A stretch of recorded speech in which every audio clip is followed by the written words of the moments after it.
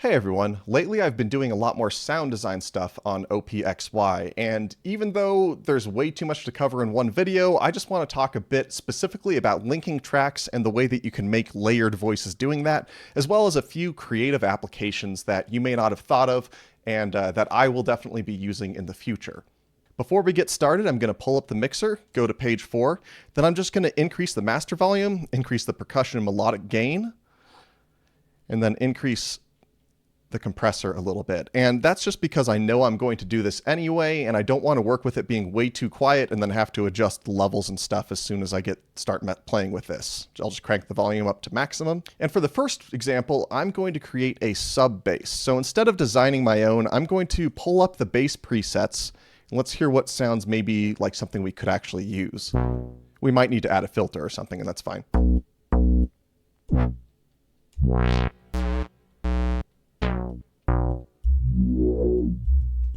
That sounds interesting. So I'm going to go here. It sounds like there's an envelope on the filter.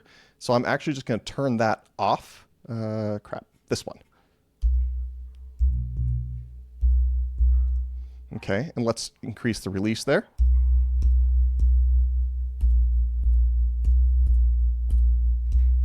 I'm going to hold shift and I'm going to increase the preset volume. And let's see what else we can do.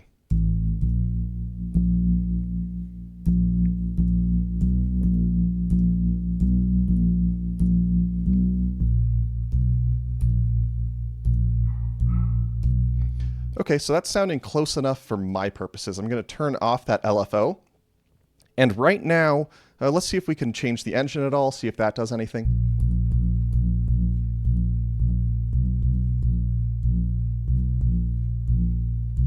So I just turned off the detune parameter.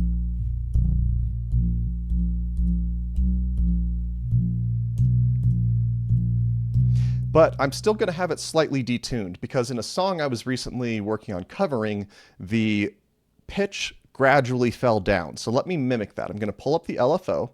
I still want it on tremolo. I'm going to make it fairly slow, well, relatively slow. I'm going to make it so that the vibrato is down, but I want the volume to be the same. Let me make the envelope just like this. And let me change this envelope down here to be like that. Let's see if I remembered correctly. And let's see if I make it more extreme.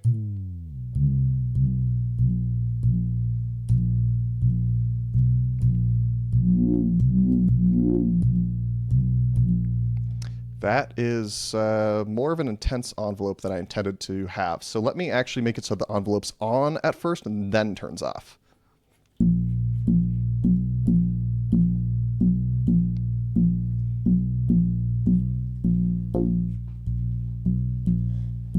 Okay, so it's going to be subtle. Perfect. Okay, so now I've got this kind of bass sound, and what I'll do is I'll just record in something pretty relatively generic.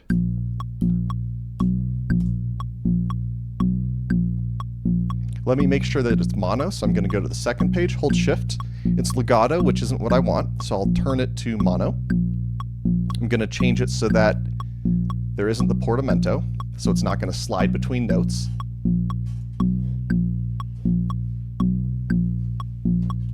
And next, like I said, the main point of this is going to be linking tracks. So let's link this bass sound to a kick sound. I'm going to hold down 4. I'm going to tap 1.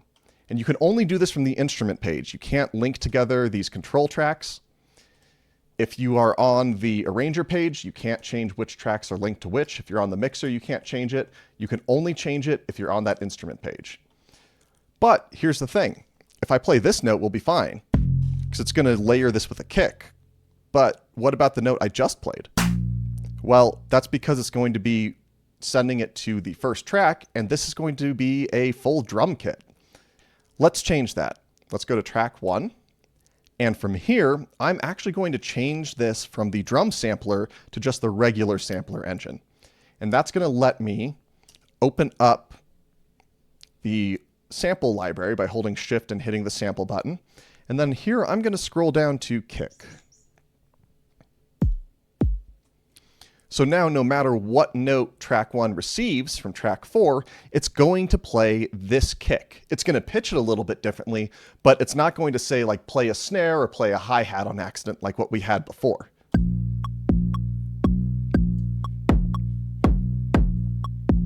And so the way that you link these makes a difference, because how I have this set up is I can have the kick track play some extra notes. Let's just do this every, oh,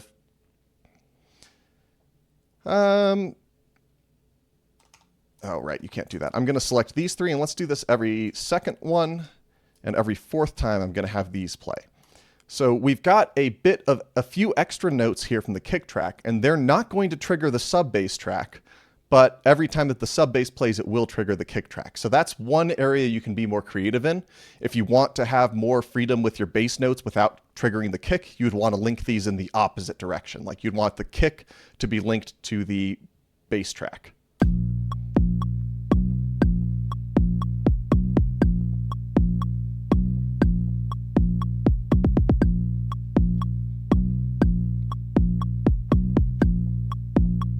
Okay, so let's turn that metronome off.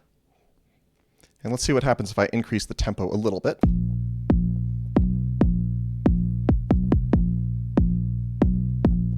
Okay, let's keep moving forward. Let me just add in kind of a placeholder snare track and a placeholder hi-hat track. I'll just use a full drum kit for both of these because I'm not planning on linking them.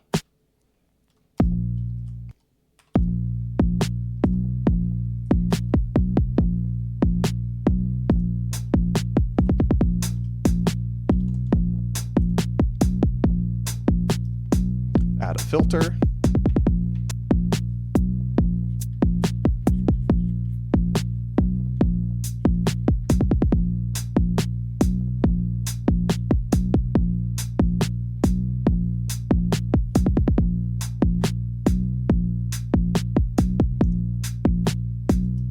So at least now we have just a very basic beat. And for our next part, we're going to add in a layered synth. So let's go to track 5 and let's start here. I'll just use what they have by default at first. So I'm going to hold down track 5 and I'm going to link it to track 6. I don't hear a meaningful difference, so let's change what track 6 is real quick. Yeah, that makes sense. It's a bit quiet. What about that? And we'll just make it so it's loud. And now we should be able to hear that that's quite a bit more layered, quite a bit louder. If I unlink it, link it again. And so really this gives us a lot of creative options. So let's just for fun, let's just scramble this one.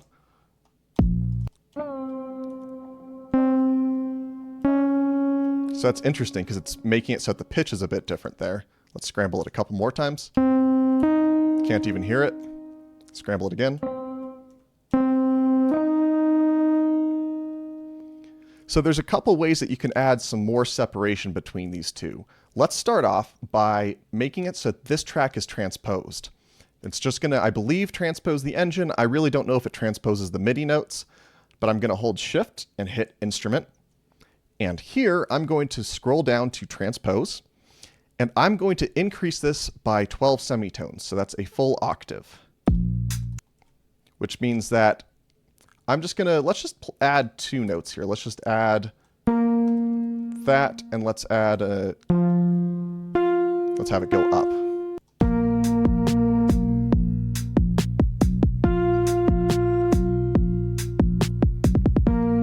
So you can hear this is an octave higher. What if I change it to being an octave lower? That's one way I could add some separation. I could also increase it by 7 semitones, which is a fifth, and that means it's going to be playing a fifth every time.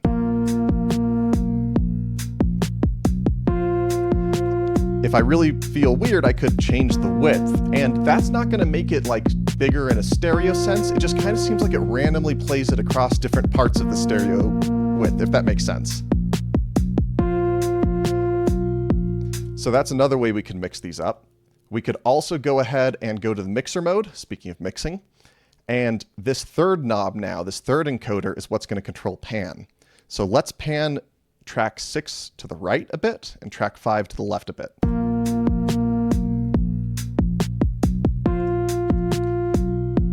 But to unite them, let's send them both to the reverb.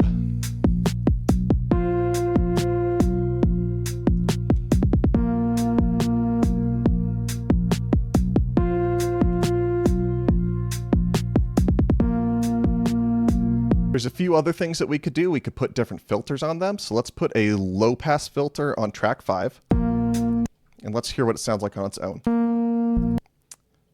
So in that case, I'm going to go ahead and make it an even more pronounced low pass filter, turn off key tracking, and turn off that envelope.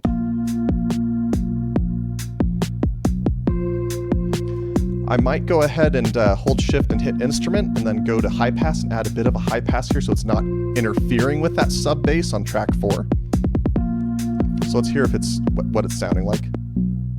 So that sounds fine.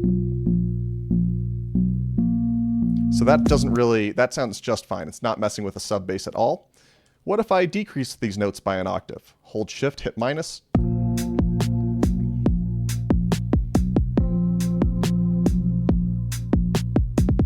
And just like before, if I wanted to, I could still play more notes here.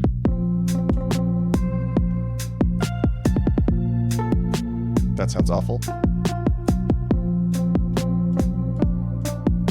Anyway, I didn't have a big plan here, but you could just play in some extra notes from here and they won't trigger track 5. Let's talk about one of the weirder options here. So I'm actually going to go ahead and have track 5 also linked to track 7. But I want this to be a bit more of a plucky sound, at least for right now. Yeah, that's fine.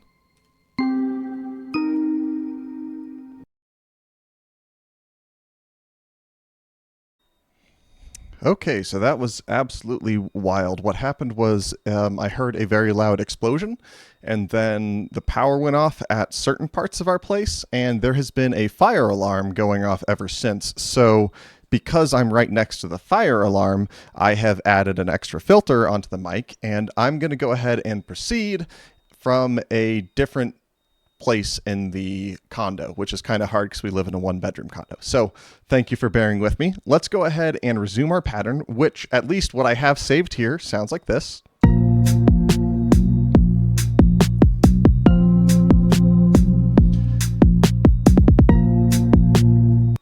Let me change this to make these actual chords instead.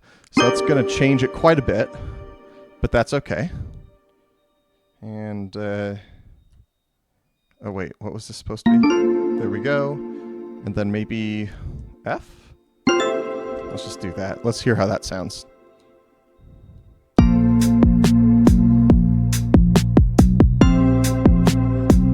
That doesn't fit our sound, does it? So let's, oh gosh. Still getting the hang of this thing.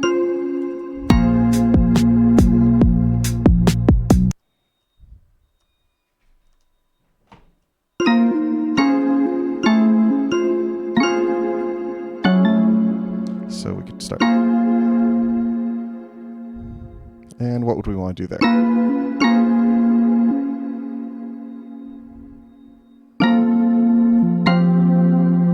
That could be interesting. We'll see how that sounds. That might not fit it very well, but at this point, my main focus is just on finishing this video. So the reason I've changed this to chords is let's move to track 7 here, and let's enable the arpeggiator.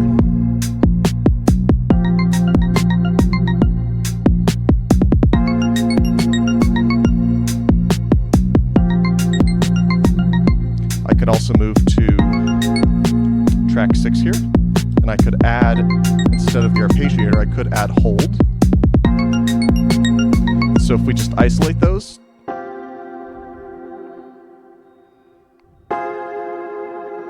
that doesn't sound like it's holding, does it? So let's see what's up with that. Oh, maybe it's an issue with the sustain. So let's go ahead and change the envelope.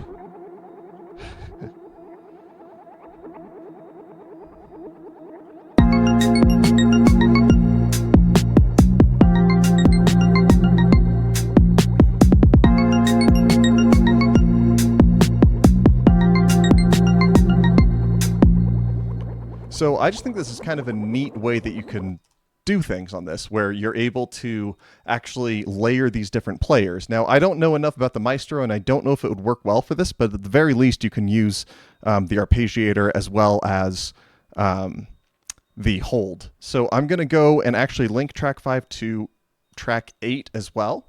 And I'm going to put a similar, let's actually take exactly what's on track 7, copy it, and paste it to track 8. So now if we isolate 8, oh, that's not right, is it? Oh, we have to enable the arpeggiator. There we go. Okay, so let's isolate it now. So let's listen to 7.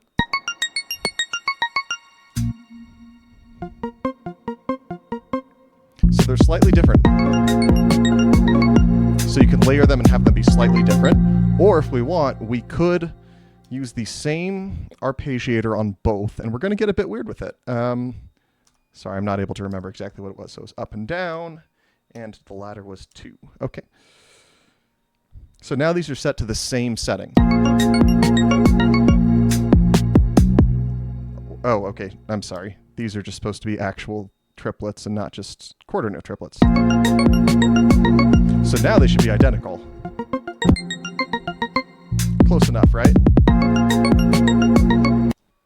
So something we could do is we could make both the arpeggiators. We could open up the Arp menu again, hold Shift, and then have them separate a bit on stereo. And we could do the same thing here, but to a different extent. And maybe we'll make this a bit smoother. Let's hear what 8 sounds like. Okay, maybe I want that to be even smoother then. Let's increase that portamento. Oh wait, this is portamento maybe? Oh yeah. Let's make this fully stereo.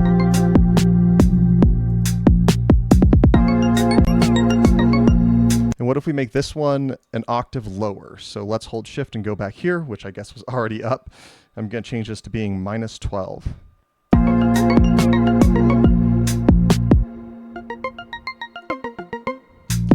Something else we could mess with here could be taking this track and let's tune it differently. So instead of having the harpsichord tuning, let's tune it to bagpipe. Why not?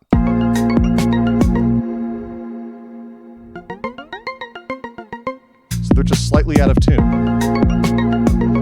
And then with that portamento on that arpeggiator, it exaggerates it a little bit.